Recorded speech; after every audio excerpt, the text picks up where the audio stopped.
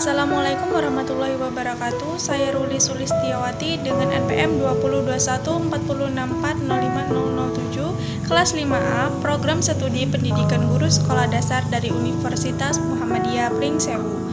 Video ini saya buat untuk memenuhi tugas mata kuliah telaah kurikulum yang diampu oleh Ibu Santi Hendayani, Magister Pendidikan, dengan judul materi Perbedaan Kurikulum 2013 dan Kurikulum Merdeka. Yang pertama, perbedaan kerangka kurikulum 2013 dan kurikulum merdeka.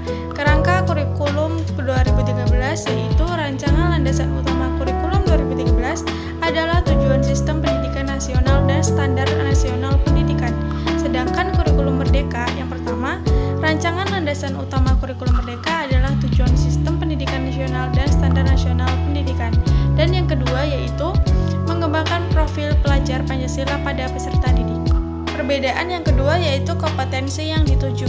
Kompetensi yang akan dituju kurikulum 2013 adalah yang pertama, kompetensi dasar atau KD yang berupa lingkup dan urutan, skopi, dan sekuense dikelompokkan pada 4 kompetensi inti atau KI, yaitu sikap spiritual, sikap sosial, pengetahuan, dan keterampilan.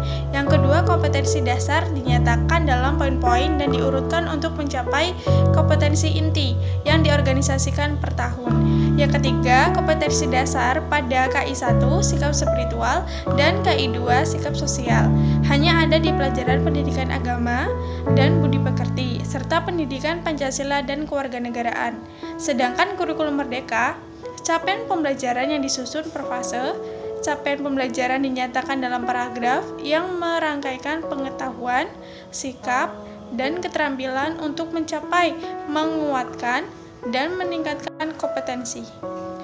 Yang ketiga yaitu fase SD atau sederajat terdiri dari fase A serta kelas 1 dan kelas 2, fase B setara kelas 3 dan kelas 4, fase C setara kelas 5 dan kelas 6. Perbedaan yang ketiga yaitu struktur kurikulum. Struktur kurikulum 2013 yang pertama, jam pelajaran diatur per minggu. Yang kedua, satuan pendidikan mengatur alokasi waktu pembelajaran secara rutin setiap minggu dalam setiap semester, sehingga pada setiap semester peserta didik akan mendapatkan nilai hasil belajar setiap mata pelajaran. Yang kedua, satuan pendidikan diarahkan menggunakan pendekatan pengorganisasian pembelajaran berbasis tematik integratif. Sedangkan kurikulum merdeka yang pertama yaitu struktur kurikulum dibagi di 2 kegiatan.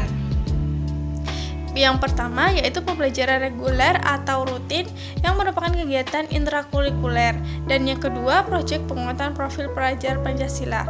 Kemudian yang kedua, jam pelajaran diatur per tahun. Ketiga, satuan pendidikan dapat mengatur alokasi waktu pembelajaran secara fleksibel untuk mencapai jam pembelajaran yang ditetapkan. Perbedaan yang keempat yaitu pembelajaran. Pembelajaran kurikulum 2013 itu memiliki mata pelajaran yang lebih lengkap dan terstruktur, sedangkan kurikulum merdeka itu menekankan pada pembelajaran karakter dan moral. Perbedaan yang kelima yaitu penilaian. Penilaian kurikulum 2013 menggunakan penilaian akademik yang lebih terstruktur, sedangkan kurikulum merdeka menggunakan penilaian non-akademik. Dan perbedaan yang terakhir yaitu perangkat ajar yang disediakan oleh pemerintah. Perangkat ajar kurikulum 2013 yaitu buku teks dan buku non-fiksi. Sedangkan kurikulum merdeka yang pertama buku teks dan buku non-fiksi, yang kedua contoh-contoh modul ajar, yang ketiga alur tujuan pembelajaran, yang keempat contoh proyek penguatan profil pelajar Pancasila, yang kelima contoh kurikulum operasional satuan pendidikan. Baik, itulah yang dapat saya sampaikan. Kurang lebihnya saya mohon maaf. Saya ucapkan terima kasih. Wassalamualaikum warahmatullahi wabarakatuh.